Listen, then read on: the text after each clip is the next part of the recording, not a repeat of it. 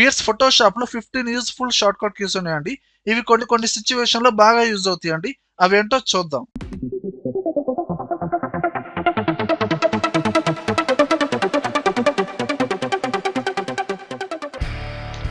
Weirs Photoshop లో particular object ని మనం కట్ చేయడం కోసం pen tool different tools use చేసేటప్పుడు లైన్స్ అనేది స్ట్రైట్ గా రాపోవచ్చండి.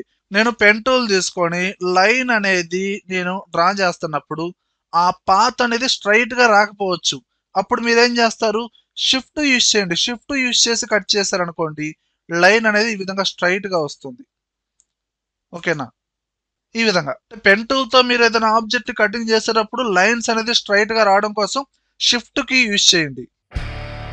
ఫోటోషాప్ లో యూజ్ చేసే చాలా టూల్స్ సెలెక్షన్ చేసినప్పుడు మనకి ఇలా సర్కిల్ లాగా డిస్ప్లే అయిందండి మౌస్ పాయింటర్ అనేది. ఈ healing brush tool, eraser tool, brush tools use చేసినప్పుడు ఈ పర్టికులర్ కర్సర్ సైజ్ అనేది ఇంక్రీజ్ చేయాలన్నా డిక్రీజ్ చేయాలన్నా మనం open bracket, close bracket use చేస్తూ ఉంటామండి. అలా కాకుండా మీరు కీబోర్డ్ లో ఆల్ట్ ప్రెస్ చేసి మౌస్ లో రైట్ క్లిక్ లాంగ్ ప్రెస్ చేయండి.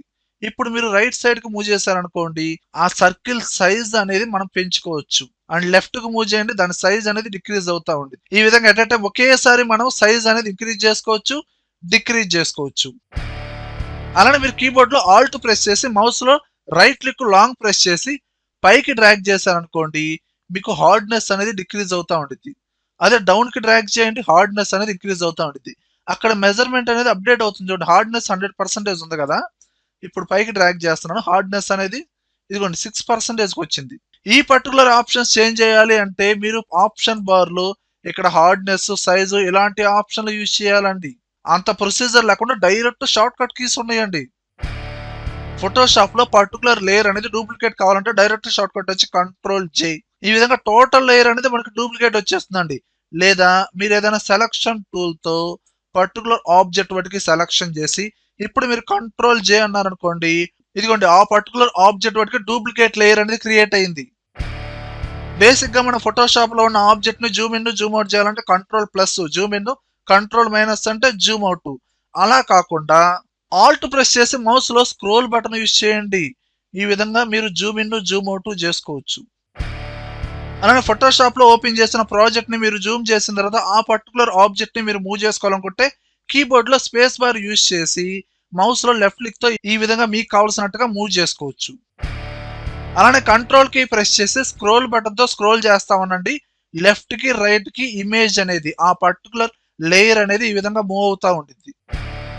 అలానే మనం చేసిన వర్క్ అనేది బ్యాక్ వెళ్ళాలి, మల్టిపుల్ స్టెప్స్ అనేది బ్యాక్ వెళ్ళాలనుకుంటే డైరెక్ట్ షార్ట్ కట్ వచ్చి Ctrl+Alt+Z.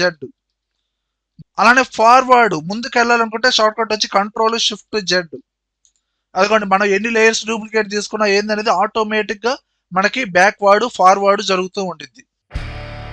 అలానే వేర్స్ ఫోటోషాప్ లో ఇక్కడ ఉన్న ఈ 2 బాక్సెస్, పైన ఉన్న బాక్స్ ని ఫోర్గ్రౌండ్ కలర్, బ్యాక్ ఉన్న బాక్స్ ని బ్యాక్గ్రౌండ్ కలర్ అంటారండి.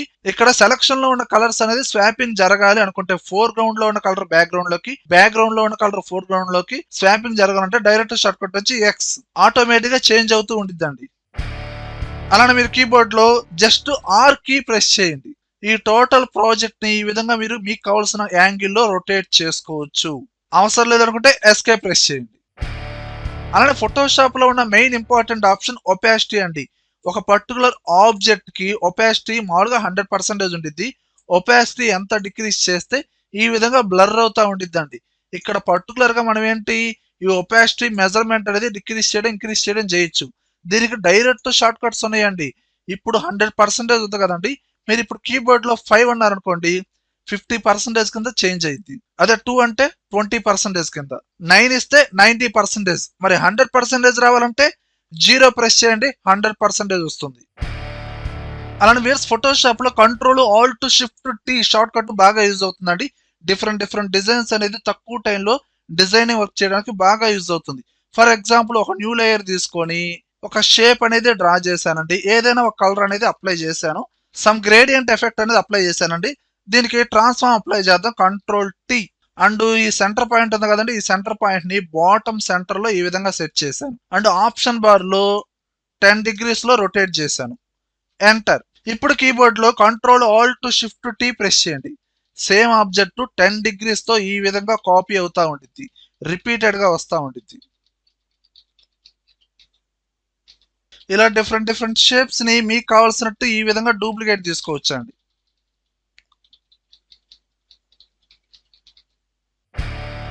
మనకి ఫోటోషాప్ లో బ్రష్ స్టైల్స్ అనేది చాలా ఉంటాయండి. ఇందులో కావాల్సిన బ్రష్ స్టైల్ అనేది డైరెక్ట్ గా మనం చూజ్ చేసుకోవచ్చు. మీరు కీబోర్డ్ లో greater than less than keys use చేస్తా ఉండండి, ఆటోమేటిక్ గా బ్రష్ స్టైల్స్ అనేది చేంజ్ అవుతూ ఉంటాయి. అదిగోండి ఆప్షన్ బార్ లో చూడండి, మీకు కావాల్సినట్టుగా డిజైన్ చేసుకోవచ్చు. అలానే ఫోటోషాప్ లో టైప్ చేసిన టెక్స్ట్ కి వాడికి మధ్య స్పేస్ అనేది ఇంక్రీజ్ చేయాలన్నా డిక్రీజ్ చేయాలన్నా డైరెక్ట్ షార్ట్ కట్ వచ్చి ఆ పర్టికులర్ టెక్స్ట్ అని సెలెక్షన్ చేసి కీబోర్డ్ లో alt right arrow key press చేయండి. వాడికి మధ్య స్పేస్ అనేది ఇంక్రీజ్ అవుతా ఉంటుంది. లెఫ్ట్ యారో కీ యూజ్ చేయండి, డిక్రీజ్ అవుతా ఉంటుంది. అలానే మీరు స్టార్టింగ్ ఓపెన్ చేసినప్పుడు ఈ పర్టికులర్ ప్రాక్టికల్ లో ఓన్లీ కంప్యూటర్స్ అడ్డ ఫోటోషాప్ టెస్ట్ మాత్రమే ఉందండి. అండ్ అడిషనల్ గా చేసిన వర్క్ అనేది పోవాలి, స్టార్టింగ్ ఉన్నట్టు డాక్యుమెంట్ కావాలి అనుకుంటే మీరు కీబోర్డ్ లో F12 ప్రెస్ చేయండి. అడిషనల్ గా వర్క్ చేసిన డిజైన్ మొత్తం ఆటోమేటిక్ గా డిలీట్ అయిపోతుంది. వ్యూయర్స్, ఈ వీడియోలో కంటెంట్ ఉంటేనే లైక్ చేయండి. అలానే కంప్యూటర్స్ అడ్డ యూట్యూబ్ ఛానల్ సబ్స్క్రైబ్ చేసుకోకపోతే వెంటనే సబ్స్క్రైబ్ చేయండి. పక్కనే ఉన్న బెల్ ఐకాన్ని ప్రెస్ చేయండి. Thank you very much.